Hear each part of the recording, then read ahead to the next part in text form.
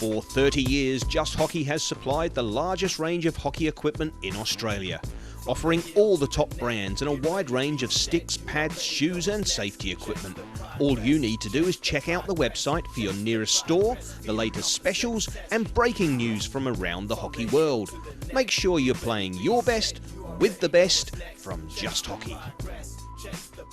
Hello, today we're going to look at something that's evolving in men's hockey in particular, and that's the ability to throw a 50 to 60 yard overhead from the deep defence into our attack.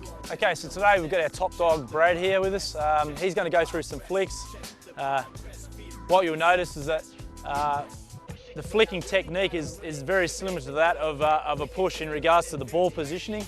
So when Brad flicks it, Brad puts the ball out in front. He actually steps into the ball, okay, and he's driving with his right leg. One of the first differences you'll notice is the stick position. Okay, instead of being a more neutral in the middle, slightly the stick is up against the forearm on the inside.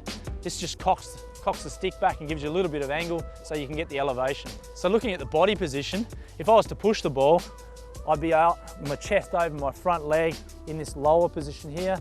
Okay, the difference is, you'll see it again, stick along the forearm.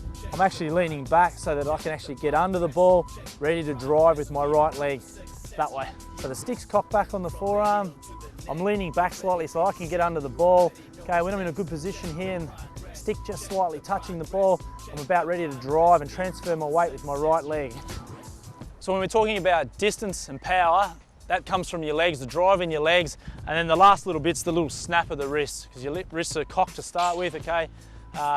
That's where the power is generated from. If we're talking about direction, okay, generally it's the same as pushing a ball. You want to line your shoulder, wherever your shoulder is pointed, your left shoulder, line of your shoulders, that's generally where the ball's going to go.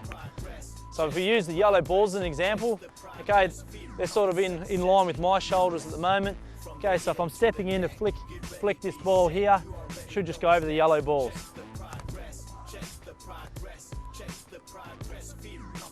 Okay, Brad, so I've explained how to do it now. Let's just see how you go with your technique.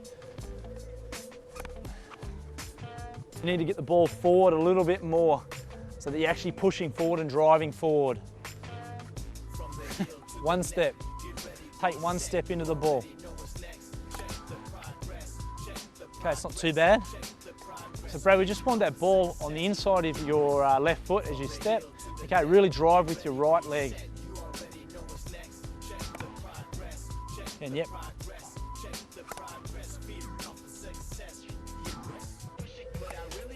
That's it, that's better. So again, you see your distance that you created off one step. So interesting enough, Brad, that last one that you did, you hear the term from me, less is more. Okay, the less steps you took into that ball and the less movement you had, the better the outcome was with the overhead. The more movement and the poor ball position, okay, wasn't quite as accurate. So a couple of things to remember with the overhead. Firstly is tuck that stick against your right forearm. Okay, when you step into the ball, you want the ball placed inside your left foot. Okay, lean back a little bit and then drive with your right leg. Okay, so that you can really throw some distance on your overheads. Good luck and keep practicing. See you next week. Check the progress, feeding off the success.